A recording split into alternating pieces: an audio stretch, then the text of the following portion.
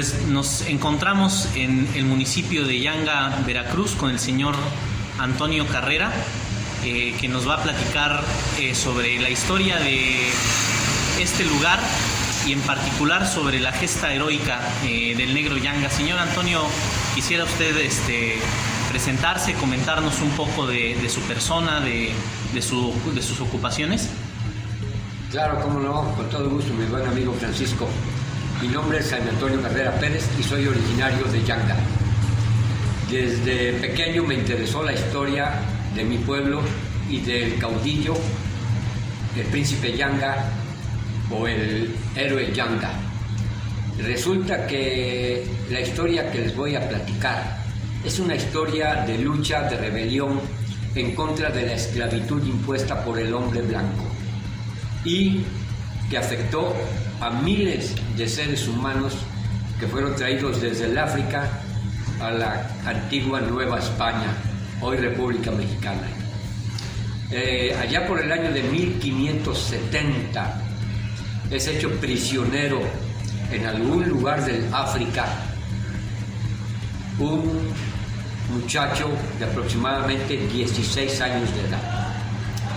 Este muchacho, al llegar acá a las tierras de la Nueva España, se dijo hijo de un rey y que de no haber sido hecho prisionero en su tierra natal sería rey.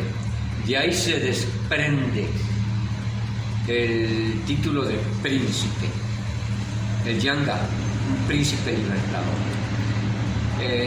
Cuando es vendido en alguna hacienda aquí en el estado de Veracruz a un amo español, ahí por el año de 1570, él trabaja como esclavo, obviamente sin derecho a nada. ¿Qué era un esclavo en aquella época de la colonia?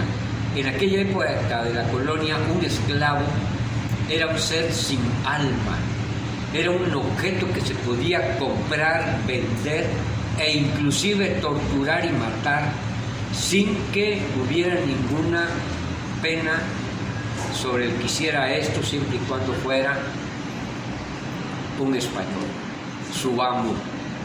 El esclavo tenía un dueño, no era libre, por eso era esclavo. De eso trata esta historia. Hasta donde usted tiene conocimiento, ¿hay alguna información fidedigna sobre el origen de Yanga en África? Si él pertenecía a algún pueblo que se conozca, a alguna nación de aquel continente. Vicente Riva Palacio efectivamente nos da un dato, el cual está erróneo. Mucho tiempo después se llega a otra conclusión. Vicente Riva Palacio en México a través de los siglos nos menciona que el Yanga era originario de la tribu del Yambara, del reino perdido de los Dinkas, y lo sitúa en lo que hoy conoceríamos como Sudán del Sur. ¿De dónde sacó Vicente Riva Palacio esta información? De los datos que él tenía, que era grande nación. Pasan los años, Vicente Riva Palacio, gracias a esa investigación que realizó acerca del Yanga y de la época colonial, logró que el Yanga fuera nombrado héroe nacional. Con el pasar de los años se llega a otra conclusión, que el Yanga era originario de lo que conocemos como Gabón, de la actual República de Gabón, y que inclusive hasta la actualidad el linaje del rey africano de Gabón todavía existe. Entonces ya tenemos algo que contradice a Vicente Riva Palacio, que el Yanga era de Gabón. Otros dicen que era de lo que se conoce en la región de Senegambia. Era de cultura bantú. Entonces yo me inclino a pensar que sí es originario de Gabón, del actual Gabón. Y al llegar él a la Nueva España, por el puerto de Veracruz, Digamos, acertada, ¿no?, la representación que se hace, ¿no?, en muchas efigies históricas donde él aparece como un cortador de caña, o quizás habría sido otro su oficio entre los que ocupaban los esclavos en esa época. Indudablemente acabas de decir algo cierto. Durante muchos años, si tú visitas la plaza que tenemos aquí en mi pueblo, Yanga, la estatua del negro Yanga, lo ponen con un machete, una caña, 2 cañas en sus pies y atrás un molino donde se extraía el jugo de la caña antes de ser azúcar. Investigaciones actuales, de acuerdo con el antropólogo, director del Museo Regional de Palmillas aquí en Yanga, nos indica que en las haciendas donde trabajó el Yanga, la actividad principal era la ganadería, no el corte de la caña, sino Yanga trabajó en una hacienda ganadera e inclusive era capataz, jefe de una cuadrilla de arrieros. Entonces esto cambia la visión que tenemos del Yanga esclavizado en campos de cultivo de caña de azúcar a un Yanga montando a caballo dirigiendo un grupo de arrieros. Muy diferente, ya que al permitirle tal libertad de ser jefe de arrieros, el Yanga en un momento dado podía escapar. ¿Cuál de las dos versiones es la que predomina? La del Yanga cortador de caña.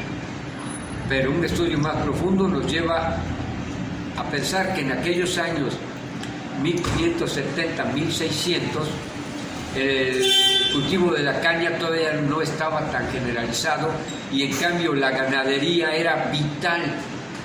No nada más hablamos de ganado para comer, hablamos de ganado, el caballo, la mula, el burro y el ganado para comer.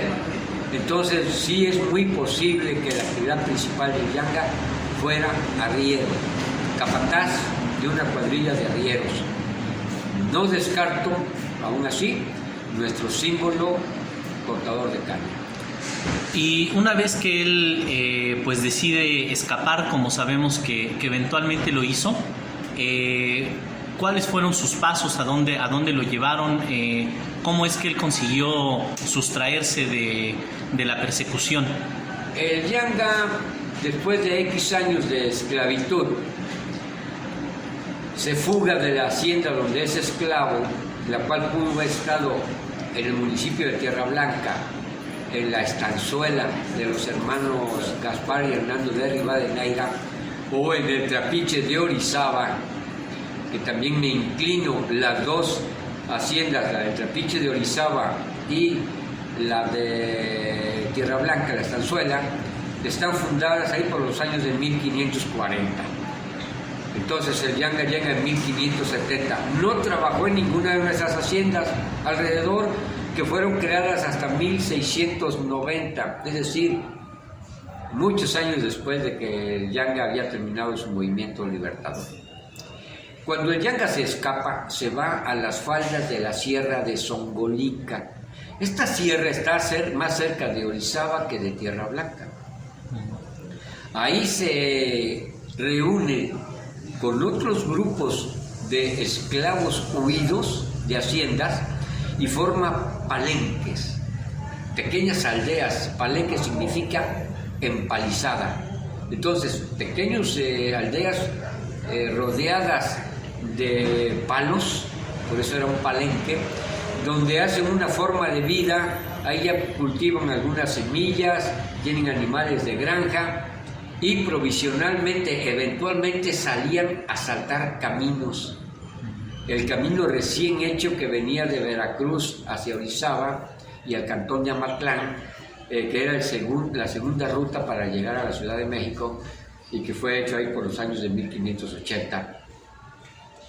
En ese camino el Yanga se convierte en un salteador de caminos, de diligencias que venían del puerto de Veracruz hacia la Ciudad de México, llevando víveres, ropa, y que venían de la Ciudad de México al puerto de Veracruz cargados de oro, plata, que iban a ser llevados hasta España.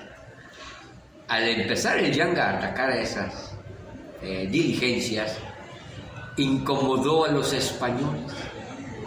El Yanga tenía reunido ahí en las faldas de la Sierra de Zongolica cerca de 300, 400, 500 esclavos prófugos, a los cuales se les llamó cimarrones.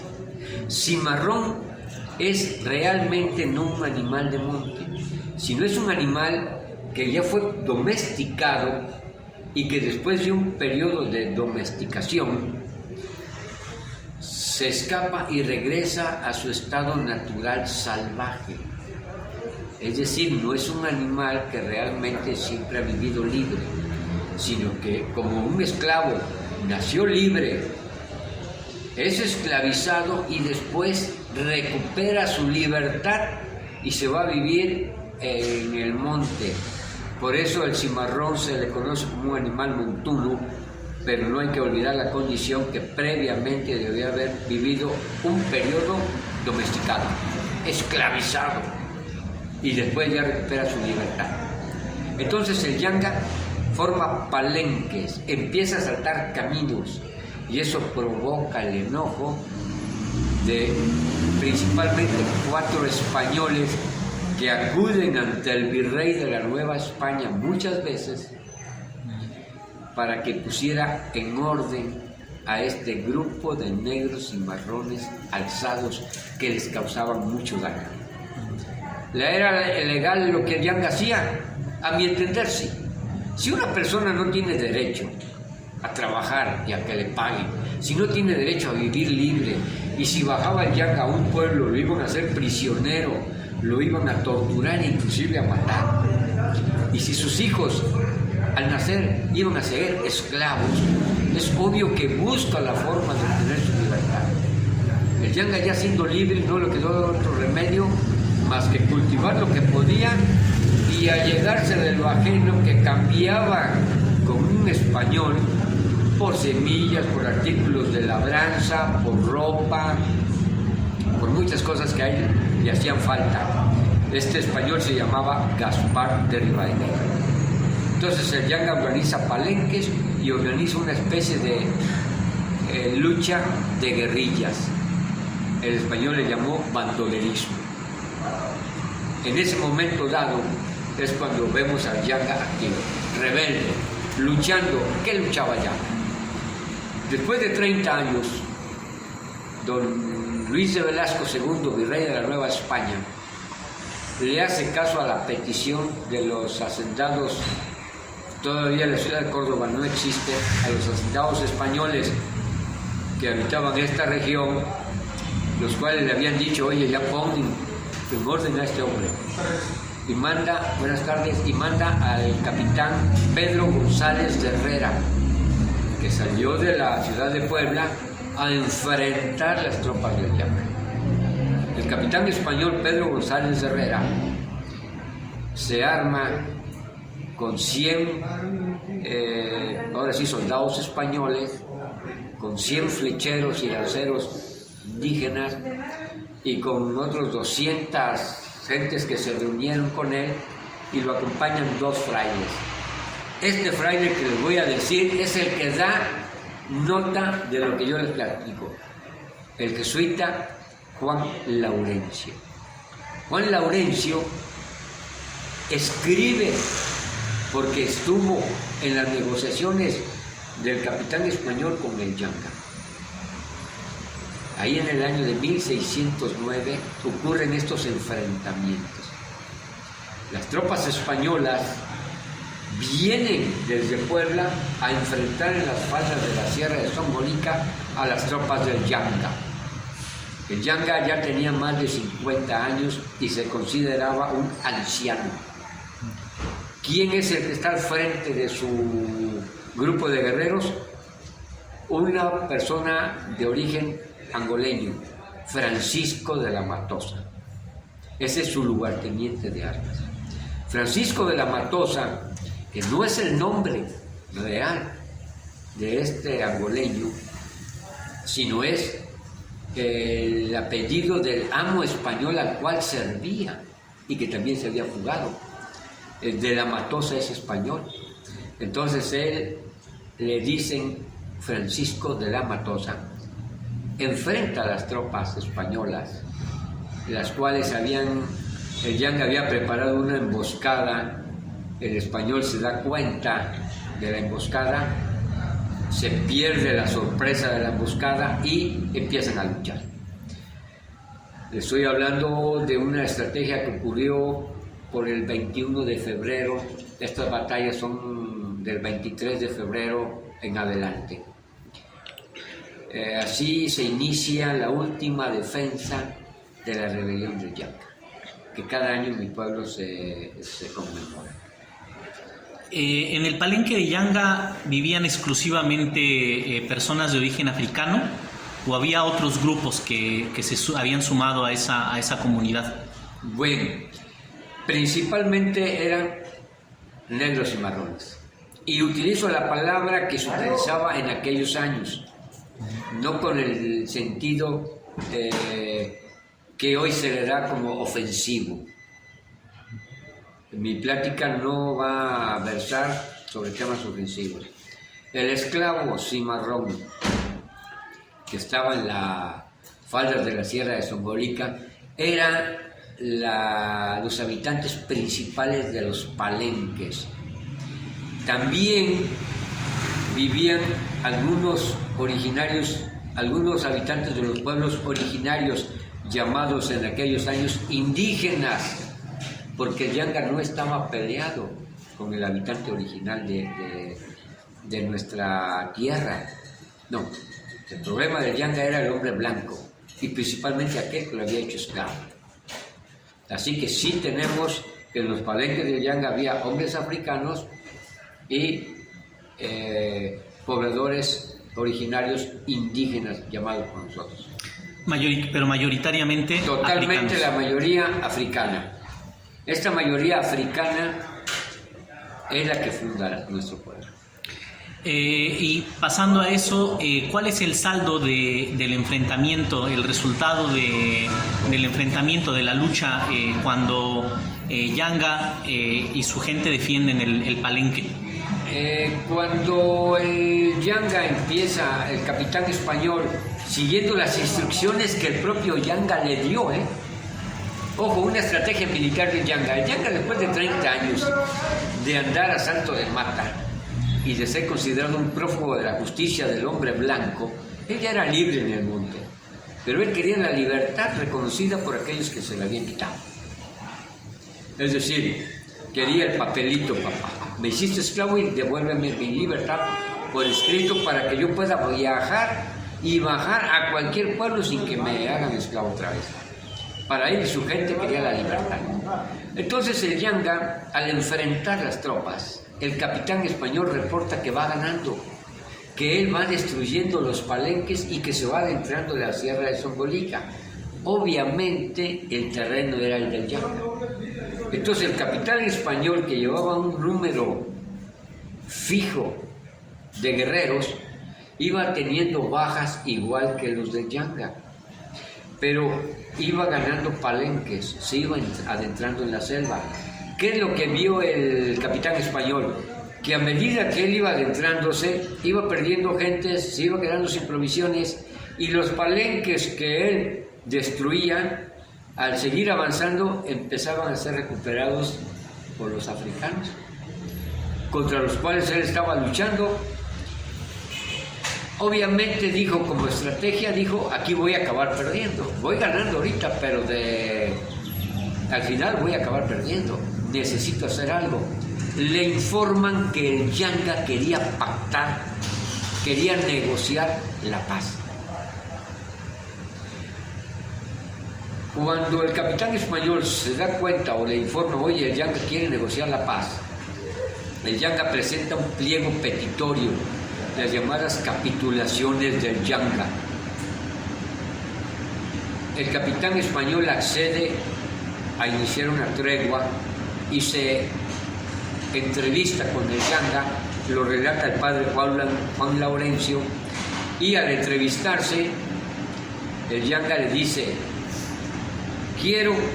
tú quieres que yo entregue las armas y que deje de ser un problema para ti, de asaltar caminos. Yo quiero mi libertad y la de toda la gente que me acompaña. Quiero que me des un pedazo de tierra donde fundar mi pueblo y pueda yo progresar y prosperar. Entonces, me vas a dejar de molestar. Además, quiero que ningún español viva aquí, salvo aquellos que por necesidad, por enfermedad, por algún accidente, yo me vea obligado a tenerlos en mi pueblo. Les doy 48 horas, los atiendo y después se van. Solamente 48 horas. De ahí en adelante está prohibido la raza, el color blanco, el español, cualquier otra persona ajena a nosotros, a nuestra raíz africana, con excepción de los jesuitas. Sí permitimos que los jesuitas vivan con nosotros. Los jesuitas habían logrado el cariño de esta gente. Son los únicos blancos que pueden estar aquí con nosotros. Y otra petición que les voy a hacer: quiero ser el gobernador de mi propio pueblo, y a mi muerte que sean mis hijos los que sigan gobernando, es decir, al estilo monarquía. Yo soy el rey y a mi muerte uno de mis hijos será el que ocupe el trono. Todas estas peticiones, el capitán González de Herrera no tenía forma de resolverlas. El Yanga le decía: voy a estar en paz, pero concédeme este pliego petitorio. Se la llevó a don Luis de Velasco II, virrey de la Nueva España, y el virrey tampoco tenía la facultad para conceder todo lo que el Yanga les pedía en su pliego petitorio. Le mandan un escrito al rey de España. En mayo de 1609, el rey de España contesta que, pudiendo exterminar a este grupo de alzados, le da instrucciones al virrey de que acceda y que inclusive dé las facilidades para que funden un pueblo, siempre y cuando entreguen las armas y las hordas se pongan en paz. El virrey de la Nueva España, ahí por el mes de agosto, 3 meses dilataban y las cosas, 3 meses en venir. En febrero se va la petición, en mayo se contesta en España, junio, julio, en agosto llega. El virrey, cuando ve que el rey accede, le notifica al Yanga que sus peticiones han sido aceptadas. Se le otorga un lugar cedido por los propietarios de la hacienda La Estanzuela, los hermanos Gaspar y Hernando de Rivadeneira, y fundan en 1609, en agosto, lo que hoy conocemos como, en su primer momento, San Lorenzo de los Negros. Pero ¿qué pasó? El virrey de la Nueva España, don Luis de Velasco II, el Yanga le dijo: te doy 6 meses para que me lo entregues por escrito este acuerdo. No cumple. Antes de ese término es mandado a llamar a la Nueva a España y le dan otra encomienda, lo mandan al Perú, y ese trato, ese pacto donde se iba a poner por escrito, no llega a ocurrir. Queda un largo periodo de 1609 en que de verbo, de palabra, se les dio la libertad, fundan su pueblo, pero no hay un documento. En 1618 fundan la ciudad de Córdoba. A ellos sí se hace la petición en 1617 a Diego Fernández de Córdoba, marqués de Guadalcázar, 4 españoles van y le dicen al virrey de aquel entonces: oye, el anterior virrey le dio la libertad a este grupo de cimarrones y para nosotros son un peligro. Mándanos soldados para defendernos de ellos. El virrey les dice: miren, no puedo, ustedes son muy poquitos. Reúnanse 30 familias de caballeros españoles y yo les autorizo, no un pueblo. Vamos a fundar la villa que lleve mi apellido, la Villa de Córdoba. Entonces estos 4 españoles reúnen a 30 caballeros españoles con sus familias, le mandan la lista al virrey de la Nueva España, don Diego Fernández de Córdoba, y le dicen: aquí estamos, papá, ya reuní tu requisito. En el año de 1618, abril, el virrey de la Nueva España concede el acta de la fundación de la Villa de Córdoba. El pueblo de San Lorenzo de los Negros no tiene un documento todavía. Y ya han pasado 1609 a 1618, 9 años, y siguen sin un documento. Hasta que el año de 1624 llega Rodrigo Pacheco y Osorio, marqués de Serrano. En el año de 1630, a petición, presumo, de Gaspar Yanga, el hijo de Yanga, que le siguieron haciendo la petición de tener una constitución oficial, un reconocimiento oficial de la corona española, para ser considerados un pueblo establecido legalmente y reconocido. Este virrey, el 3 de noviembre de 1630, extiende el acta que está en el archivo municipal de Córdoba. ¿Pero qué pasó? ¿Por qué Gaspar Yanga? Porque resulta que en el año de 1618, el mismo año en que se funda la ciudad de Córdoba, ahí por los meses de abril, mayo de 1618, entre los meses de octubre y noviembre, llega una partida militar que sale de la ciudad de Córdoba, hace prisionero a Yanga y a otro grupo y lo ejecuta. Al final los cordobeses acaban ejecutando a Yanga, año de 1618, entre los meses de octubre y noviembre. Está documentado en un libro que son jornadas en honor a Gonzalo Aguirre Beltrán, editado en el año de 1984 por la Universidad Veracruzana. Les dejo el dato por si lo quieren consultar. Ahí está la muerte de Yanga.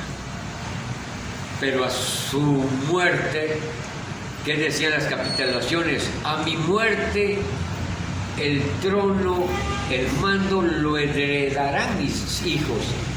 Es ahí donde sube Gaspar Yanga.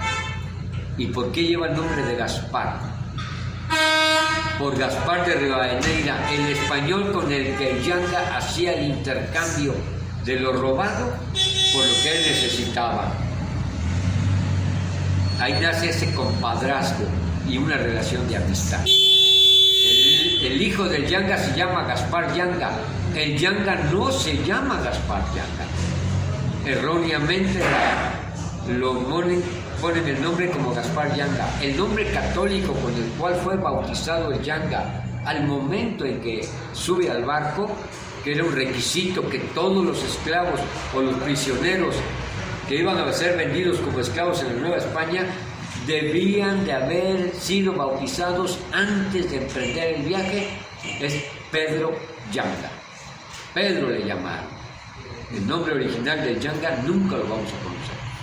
Me llama la atención entonces que hay una disparidad entre la rapidez con la cual es fundada la villa de Córdoba y la dilación que se le da para obtener la formalidad a la fundación del pueblo de San Lorenzo, que queda en la informalidad durante muchos años.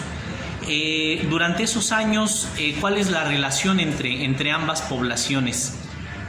Aquí vamos a observar la diferencia entre un pueblo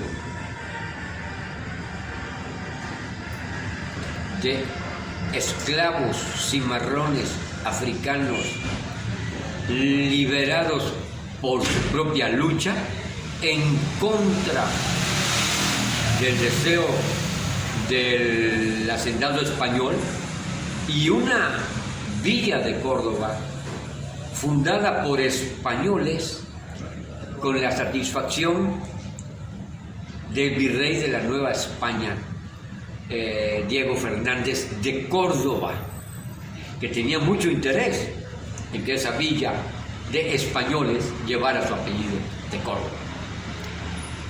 Contrariamente, desde 1609, cuando el Yanga negoció con el virrey Luis de Velasco II, han pasado 9 años. De inmediato, entre 1617, que hacen la petición al virrey, a abril de 1618, en que le llega el documento, transcurren pocos meses, no 9 años. Esa es la diferencia de una discriminación y un racismo brutal. Yo entiendo en aquella época qué significaba el Yanga. El Yanga significaba una derrota para el hacendado español. Él no lograba comprender que un objeto de su propiedad, un virrey, le entregara la libertad y todavía le diera pueblo, tierras para ser libre y todavía más gente. A eso forzó el Yanga a la corona española.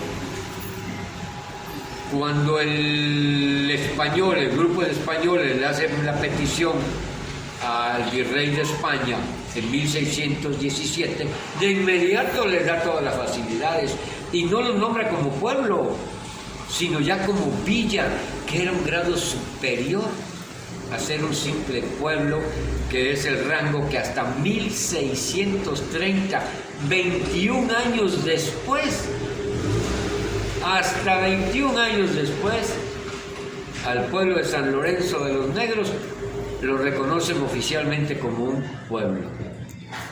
Este documento está exhibido en el Archivo Municipal de Córdoba. ¿Sería entonces correcto decir que mientras que San Lorenzo fue fundado por los esclavos, Córdoba fue fundada por los esclavistas? ¡Ah, claro! Esa es la verdad. La propia historia, todo aquel que investigue la historia de Córdoba, de inmediato el cordobés ha escrito: el motivo de la fundación de Córdoba fue contener el avance del pueblo de San Lorenzo de los Negros, comandados por el Yanga. Esa es la razón principal de la historia de una población de españoles que se funda para acabar con un pueblo libre. El primer pueblo libre no les gustó y lo acabaron ejecutando. Voy a lo siguiente. Está documentado por ellos mismos. ¿Cómo era la relación?, me preguntabas. Pésima. Los cordobeses, desde antes de la fundación de su villa de Córdoba y después de la fundación de su villa de Córdoba, venían en grupos a destruir las siembras de los yanguenses, de los yanguicos, llamados así en aquellos años, de los yanguicos. Venían a destruir sus trapiches, sus alambiques, sus cosechas, a matar sus animales, a robar sus mujeres, vamos, a violentar, a tratar de desaparecer a este pueblo. Esa era la relación de una total brutalidad española en contra de un grupo de hombres que ya eran pacíficos.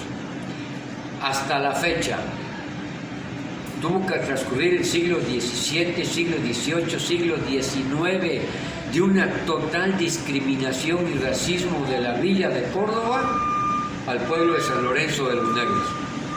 Esa era la relación. ¿Existe un consenso sobre la historia de la captura y posterior ejecución del Yanga? ¿O si hay controversia al respecto de esta historia? En tal caso, ¿por qué motiva la controversia y cuáles son los argumentos de los detractores y los contraargumentos para sostener esta versión? Es algo curioso, mira, durante muchos años se manejó la muerte del Yanga de tres formas diferentes: que se había sido ejecutado en Semana Santa en la Ciudad de México, que se había sido muerto por un accidente enfrente de la iglesia o alguna otra situación. Es hasta que en el libro de jornadas en honor a don Gonzalo Aguirre Beltrán que un investigador da a conocer este dato que yo les menciono, basado en el Archivo General de Indias en Sevilla, España. Hay un parte militar donde se relata la muerte del que tenía más de 50 años de comandar este grupo. Para 1618 era más de 50 años, obviamente se estaba hablando del Yanga. Curiosamente no he encontrado nadie que se oponga. No hay un investigador que se oponga a ese dato. Lo dan por ignorado. En una ocasión yo hablaba con el arqueólogo don Fernando Miranda y me dijo: Antonio, ¿de dónde sacaste ese dato? Y le digo: ¿tiene usted el libro de jornadas en honor a Gonzalo Aguirre Beltrán? Sí, sí lo tengo. Y se lo mostré. Ahí en el museo de Palmillas le mostré el dato y me dijo: ah, ok, voy a investigar. Años después, al develarse en Yanga la copia certificada de la fundación de nuestro pueblo en el Palacio Municipal, él da por cierto que el Yanga es ejecutado por tropas que salieran de Córdoba. Así que hay aprobación en lo que se dice. No hay controversia hasta ahorita y es la única evidencia con datos históricos y fuentes señaladas que da lugar a la muerte del Yanga. Todos los demás son rumores. Ajá, muy bien, no hay ninguna otra versión documentada. Otra, nada. Bien,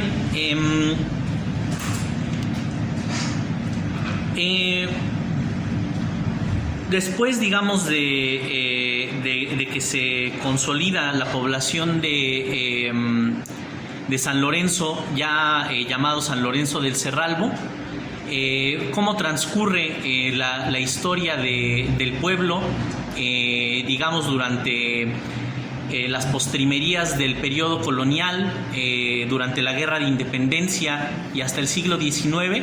¿Qué información tenemos sobre el desarrollo del pueblo de San Lorenzo? Tenemos relativamente poca información.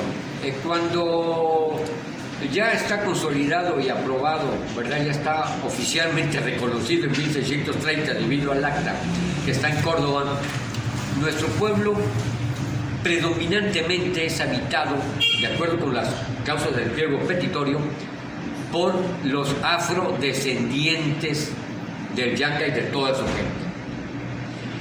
Por relatos de algunos viajeros, dan a hacer notar que el Yanga era un pueblo con mucha gente de origen africano que les recordaba a pueblos de África.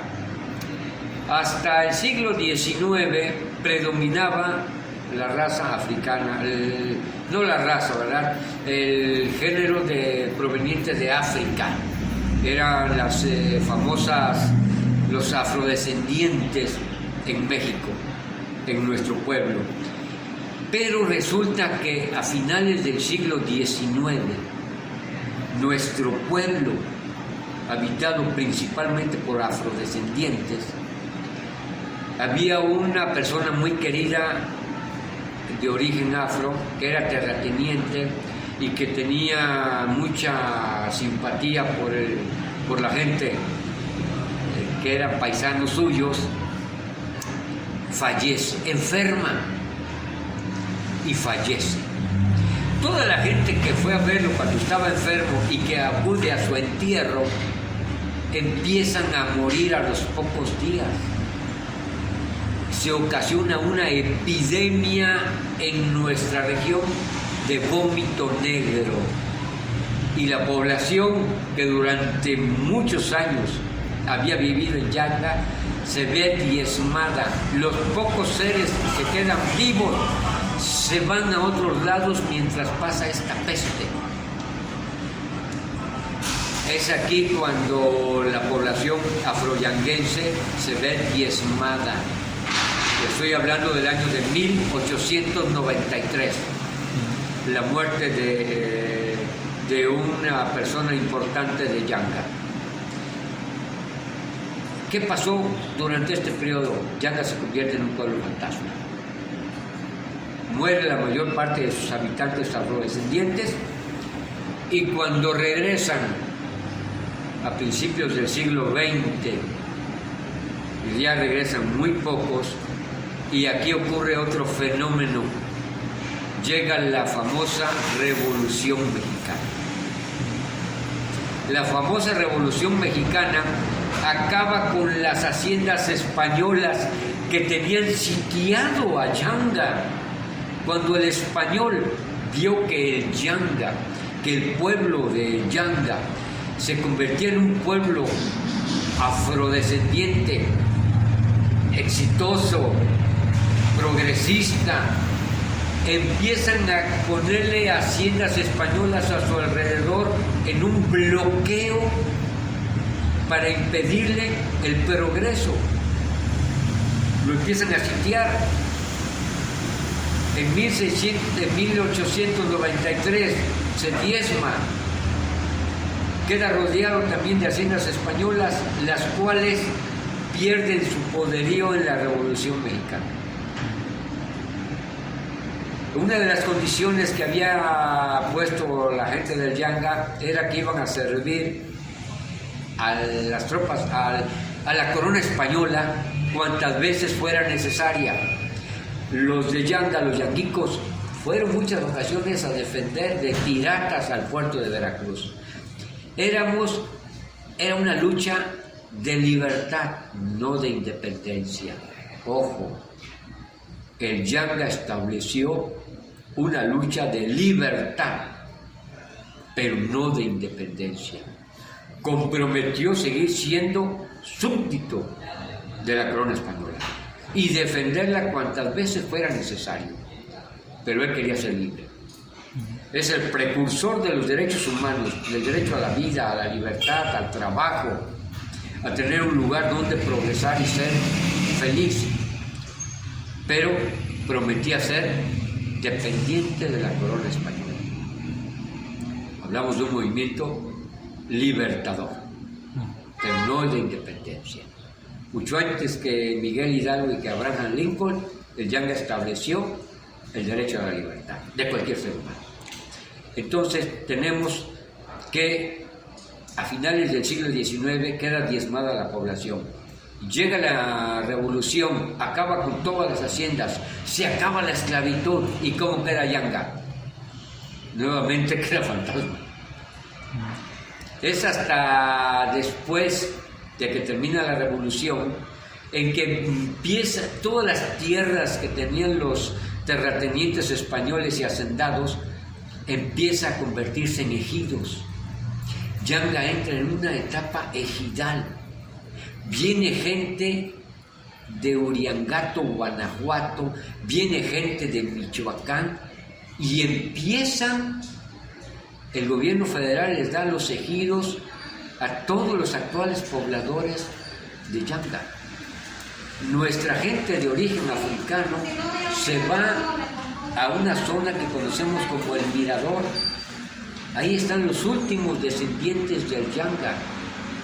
y empezamos a recibir gente de Uriangato, Guanajuato, empiezan a poblar Yanga, empiezan a llegar españoles, empiezan a llegar gentes también de Líbano, gentes de Italia.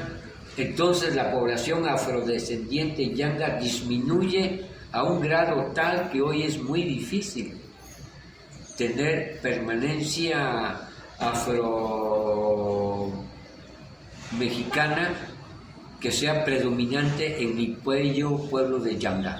No, ya somos un mosaico.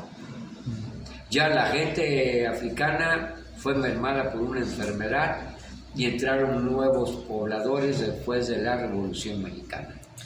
¿Y en qué momento, en qué circunstancias el pueblo deja de llamarse San Lorenzo y empieza a conocerse como Yanga? Vamos a los 3 nombres del Yanga. Mi pueblo Yanga, su primer nombre fue San Lorenzo de los Negros. Cuando en el año de 1630 el virrey Rodrigo Pacheco y Osorio, marqués de Cerralbo, otorga el reconocimiento oficial, en su honor le quitan lo de San Lorenzo de los Negros y le ponen San Lorenzo de Cerralbo. Primer gesto discriminatorio: quiten la historia de la negritud y pónganle un apellido español a este pueblo, San Lorenzo de Cerralbo. Hasta 1930, en que ocurre que un gobernador de Veracruz se pelea con la iglesia porque creo no le dieron el divorcio, ordena que todos aquellos pueblos en el estado de Veracruz que lleven el nombre de un santo católico les sea quitado y puesto el de un héroe nacional. Afortunadamente, Yanga era un héroe nacional y alguien conocía quién había sido el caudillo fundador de nuestro pueblo. Y San Lorenzo de Cerralbo en 1930-1932 cambia oficialmente a Yanga. Pero aún así todavía siguió llamándose San Lorenzo hasta ahí principios finales de 1960, en que ya se empieza a retomar el nombre de Yanga. Y entonces tenemos que el cambio oficial se da por decreto en el año de 1930. Muy bien. Quisiera usted, para las personas que estén interesadas en conocer este sitio histórico, darles algunas indicaciones de cómo llegar, de dónde se ubica, y también sobre la fecha que se está por conmemorar el día de hoy. Estamos a 9 de agosto. El día de mañana se conmemora una celebración aquí, y también si quiere comentar algo al respecto. Como no, con todo gusto. Yanga está situado a 20 kilómetros de la ciudad de Córdoba, Veracruz, y estamos a 1 hora del puerto de Veracruz. Estamos muy bien comunicados por una carretera nacional y por la autopista, así que es de fácil acceso. Viniendo de Puebla, pasan a Orizaba, llegan a Córdoba. En Córdoba, 20 kilómetros, cosa de media hora, y están en el municipio del primer pueblo libre de la esclavitud, Yanga. Eso es la forma en que podemos llegar fácilmente. Después, el santo patrón que los fundadores, allá en el año de 1609, escogieron para su pueblo, fue el de San Lorenzo Mártir, un santo español que nació en Huesca, España, y que fue martirizado en una parrilla por no entregar los bienes de la iglesia, las riquezas de la iglesia. Quería que era emperador, y al no haberle entregado dinero, riquezas, joyas, le llevó un grupo de gente humilde, pobre, y le dijo al emperador: estas son las riquezas de la iglesia, ¿te estás burlando de mí? A la hoguera. Lo colocaron en una parrilla vivo y lo empezaron a asar hasta que muriera. O sea, el martirio de San Lorenzo Mártir. ¿Cuándo murió este santo? 10 de agosto. ¿Y por qué el 10 de agosto? Se presume que también ese día coincidió con el asentamiento después de la tregua y después de la instrucción del rey de España. Se escogió el 10 de agosto y el padre jesuita Juan Laurencio dijo, por ser este día en honor a San Lorenzo, vamos a ponerle un nombre que lleve el nombre de este pueblo de San Lorenzo. 10 de agosto, San Lorenzo Mártir. Años después, muchos años después, un grupo de jóvenes iniciamos lo que hoy se conoce como el Carnaval de Yanga. Como no había más que celebración religiosa, este grupo de jóvenes, principalmente María de Jesús Morales, Jorge Martínez, su esposo, y un montón de muchachos, hicimos un desfile el 10 de agosto, de un solo día. Salíamos todos vestidos de tiznados, algunos coronábamos un rey de la alegría, un rey negro, una reina del carnaval, y festejamos el 10 de agosto ya de una forma extra religiosa, es decir, una fiesta pagana, de diversión. Entonces teníamos la fiesta religiosa de San Lorenzo Mártir y el inicio del Carnaval de Yanga. Hoy, muchos años después, te estoy hablando de 1976, se celebra el día de mañana a San Lorenzo Mártir. La iglesia principal de Yanga está dedicada en honor a San Lorenzo Mártir, y el inicio del Carnaval Yanga 2022. El Carnaval de Yanga siempre se celebra en agosto, no precisamente del 10 al 14, se ha celebrado del 2 al 12, del 8 al 14, es decir, normalmente es en la primera o segunda semana de agosto en la cual celebramos nuestro carnaval. Respetamos la fiesta religiosa del 10 de agosto, el pueblo acude a darle honores al santo patrón y también se involucran festividades artísticas, académicas y culturales dentro del marco del carnaval de Yanga. Eso es lo que se va a celebrar principalmente mañana. ¿Y quiénes asisten al carnaval? ¿Solamente gente de la región? ¿Viene gente de otros lugares de la República, de otros países quizás? Obviamente este carnaval había ido creciendo. En una ocasión se indexó con el afrocaribeño, con el Festival Afrocaribeño Veracruzano. Llegamos a tener 15,000 espectadores. Viene gente de Estados Unidos, vienen turistas de otras partes del mundo, porque saben que celebramos un festival con raíces afro, ¿verdad? Además de la fiesta religiosa, tenemos actividades culturales afroyanguenses, afrolatinas, afroantillanas, y netamente han venido a visitarnos también grupos de África, de Senegal, de varias partes del continente africano. Vienen embajadores.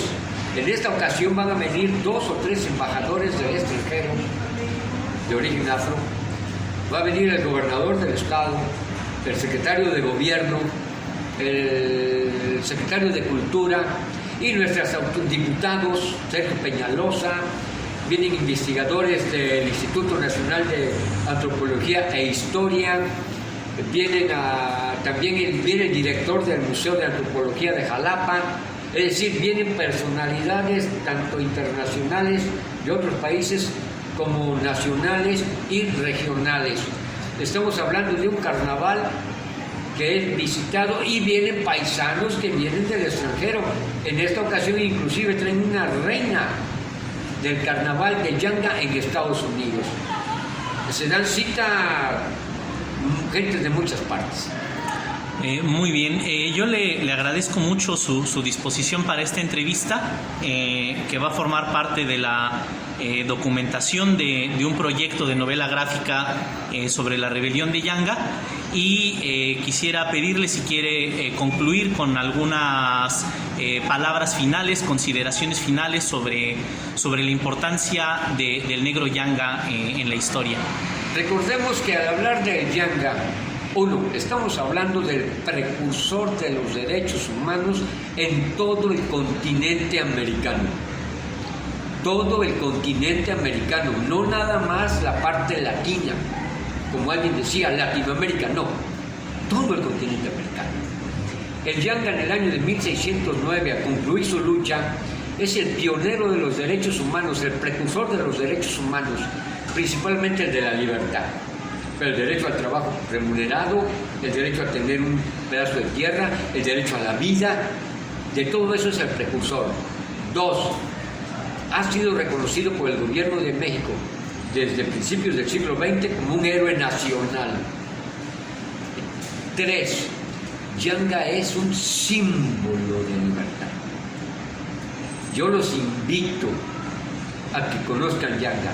Si realmente les interesa la lucha en contra de la esclavitud y a favor de la libertad del ser humano, si les interesa cómo se inician los derechos humanos en todo el continente americano, están obligados a venir a Yanga. Y además, embárrense de nuestra cultura, de nuestras tradiciones. Yo les invito a que visiten Yanga porque somos un pueblo que vale la pena ser conocido y ser visitado. Muy bien, agradecemos a la repostería Giré, que nos sirvió de sede para esta entrevista, y reiteramos la invitación para que conozcan Yanga, y si tienen la oportunidad de encontrarse aquí al señor Antonio Cabrera, pues no duden en preguntarle todo lo que quieran saber sobre esta región y su importancia histórica. Muchas gracias y buenas tardes.